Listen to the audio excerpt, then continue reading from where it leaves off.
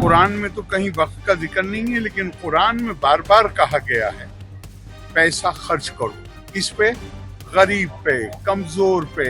पटना ऐसी जगह है बिहार में जहां पर वक्फ की प्रॉपर्टी करोड़ों में नहीं अरबों में आवाहन मुसलमानों को किया गया है। लेकिन जो वक्फ प्रॉपर्टी है उसका फायदा किसको पहुंचेगा वो कुरान में साफ है कि उसमें आप हिंदू और मुस्लिम का भेद नहीं, मतलब किसी भी कोई भेदभाव नहीं कर सकते। वक्फ करने वाला मुसलमान हो सकता है, वक्फ से फायदे उठाने वाले का तो साफ साफ लिखा हुआ है कुरान में कि वो कोई भी उसके लिए एक ही मापदंड है कि अगर वो निर्धन और निस्सहाय। आपसे विनती है कि आप ये जानिए वक्फ किस काम के लिए होता है।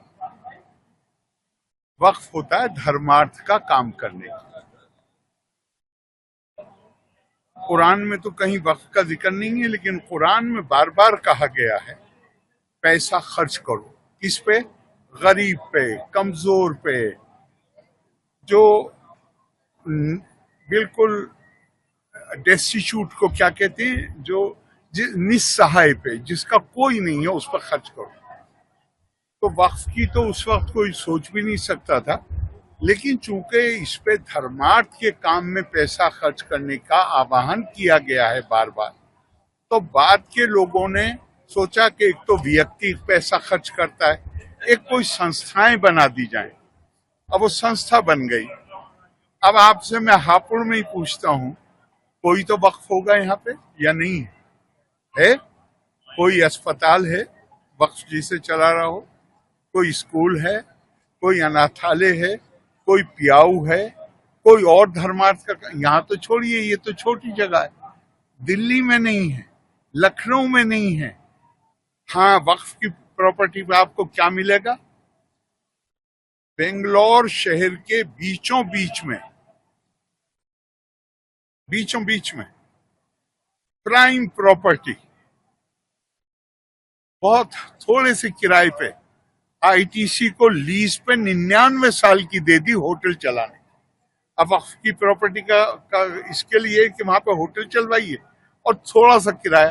तो क्या आप ये मानने को तैयार हो जाएंगे कि जो डील हुई होगी वो सिर्फ इतने कम किराए पे हुई होगी या पीछे भी कुछ है उसके?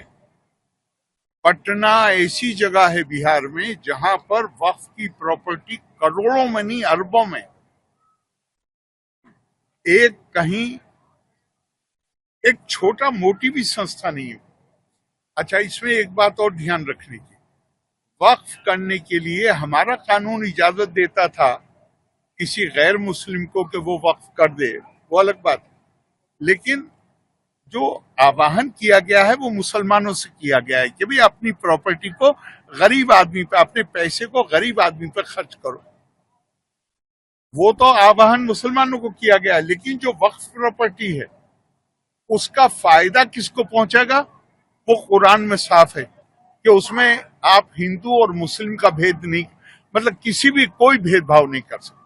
कोई भी गरीब है, किसी भी मत का मानने वाला हो।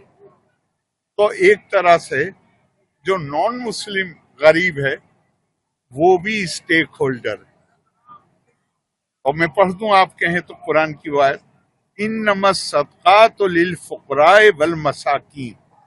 जब पहले मामले में एक यहूदी को पैसा दिलवाया गया तो लोगों ने एतराज किया, और शायद कुरान को ये अंदाज, मतलब कुरान में ये संभावना को शायद ध्यान में रखा गया, एतराज किया कि आप गैर मुस्लिम को कैसे दिलवा सकते हैं पैसा।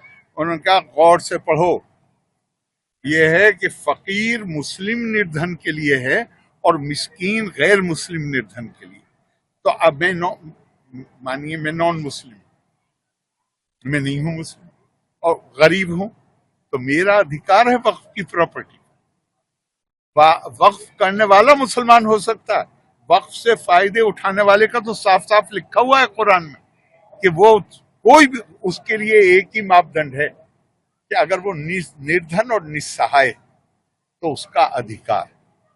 अब अगर जब आप मानिए कोई भी संस्था हो, आपका उद्देश्य है कि उद्देश्य होता है किसी भी से, अगर आप अपने उद्देश्य के प्रति कोई वफादारी ही नहीं है और आप उस उद्देश्य को पूरा करने के लिए कोई काम ही नहीं कर रहे, तो सरकार की जिम्मेदारी नहीं है कि करोड़ों अरबों की जो ये प्रॉपर्टी है जिसका दुरुपयोग हो रहा है, सरकार पहल करे और इसको सुनिश्चित करे कि ये दुरुपयोग बंद हो और इसका लाभ उनको पहुंचे जिनका हक है कि उनको ये लाभ पहुंचना चाहिए।